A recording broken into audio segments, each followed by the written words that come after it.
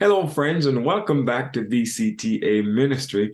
Our memory text remains the same, Ephesians 4, verses 22 through 24.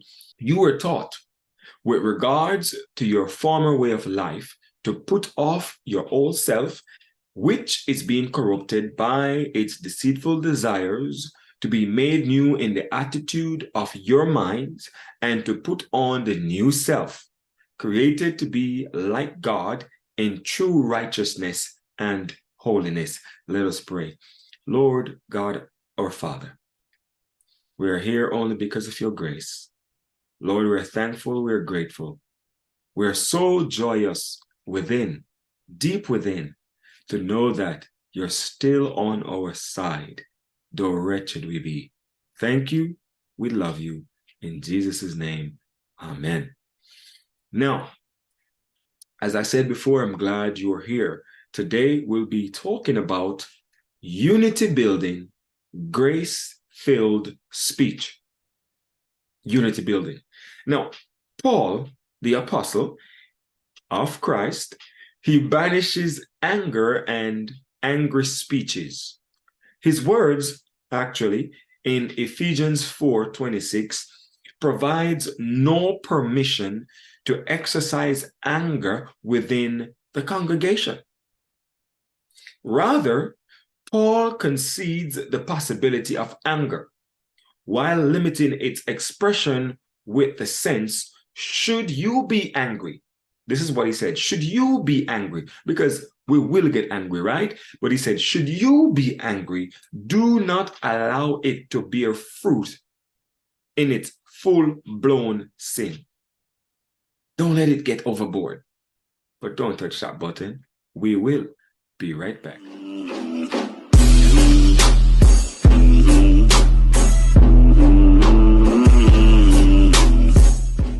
Welcome back. Welcome back. Now, which of Paul's words of counsel with regards to the use of speech among believers is the most important to you just now, and why? Right? Now, I'm going to read this scripture, Ephesians 4:25 through 29.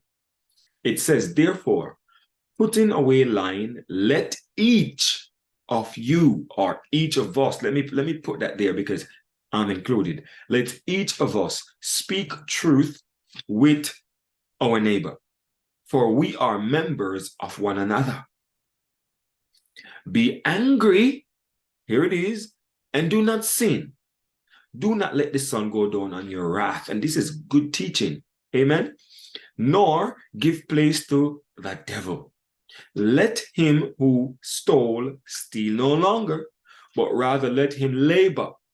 Oh, a lot of us don't like to work, but here it is. Let him labor, working with his hands what is good, that he may have something to give, watch this now, him who has need. And 29 and last, let no corrupt words proceed out of your mouth, but what is good for necessary edification, that it may impart grace to the hearers.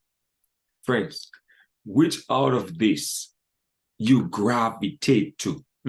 Which out of this speech is important to you? I just read a lot of them, and you can choose and share with me why it is important to you in the chat box. But Jesus is our example. Jesus is our example, not only in his spotless purity, but in his patience, his gentleness, his winsomeness, amen, because he wins souls, right? And he bid them follow him, yes, of disposition. His life is an illustration of true courtesy. Gentleman. He had every kind look and a word of comfort for the needy and the oppressed. I mean, I keep going back to the woman that was caught in adultery. He stooped down twice and he got up. He said, listen, I don't condemn you. Go your way and sin no more. Who would have thought that? She was probably shocked. Now, as he saw men weary, speaking of Jesus, and compelled to bear heavy burdens, he shared their burdens and repeated to them the lessons he had learned from nature of the love, the kindness, the goodness of God. Now, Christ sought to inspire with hope the most rough and unpromising, setting before them the assurance that they might, watch this now, attain such a character as would make them manifest as children of God. How much of us, or how many of us, has lately, not speaking of back in the days now, but lately give or offer comfort to those who feel like they were nothing and nobody? The religion of Jesus, notice what I said, of Jesus, softens whatever is hard and rough in the temper. It smooths whatever is, rugged, and sharpens in the manner. It makes the words gentle and the demeanor warming, welcoming, comforting. Let us learn from Christ how to combine, you and me, how to combine high sense of purity and integrity with sunniness of disposition. A kind, courteous Christian is the most powerful argument. Please hear me. A kind, courteous Christian is the most powerful argument that can be produced in favor of Christianity. Trust and believe. Now, kind words are as dew. Kind words are as dew and gentle showers to the soul. The scripture says of Christ that grace was poured into his lips, that he might, watch me now, Isaiah 50 verse 4, that he might know how to speak a word in season to him that is weary. Oh, mercy, that's good. Now, I tell you something. Most of us these days can't even find the words to comfort one another. Do you know that? It's either one, we don't value people, or we just see them as stepping stools. No love, no mercy. But look what the Bible counsels us on doing. Colossians 4 verse 6 and Ephesians 4:29, they ties together, they combine, and it says, let your speech be always with grace, that it may minister grace unto the hearers. Let your speech be always with grace. Now, the apostle, seeing the inclination to abuse the gift of speech, gives direction concerning its use. Yes, he did. He said, let no corrupt communication proceed out of your mouth.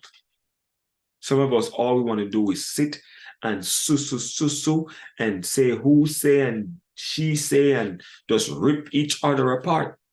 But let none come from your mouth. He says, but that which is good to the use of edifying, to build up one another. The word corrupt, by the way, means here any word that would make an impression detrimental to the holy principles and undefiled religion. Any communication that would eclipse the view of Christ and bolt from the mind the sympathy of love. Erase. Because all you do is degrading one another, downplaying one another, bad talking one another. You see, friends, it includes impure hints, which, unless instantly resisted, lead to great sin. In all Christ's teachings, he presented pure, unadulterated principles. He did no sin, none whatsoever. Neither was guile found in his mouth. Constantly there flowed from his lips holy, ennobling truth. He spoke as never man spoke, and he touched every heart. Now, as we come to an close today, I implore all of us, did I say all of us? Yes, I implore all of us to cultivate a prayerful frame of mind and educate the tongue to speak right words, because even the Bible said, who can know it? This thing right here, who can know it? That will bless in the place of discouragement. Talk of the goodness, talk of the mercy, talk of the love of God. Put away all unbelieving words and all that is cheap and common. And you know what? Let the words be of sound words that we speak that cannot be condemned. And the peace of God will surely come to the soul. And the minds will be centered on Christ. There is more to come. See you tomorrow.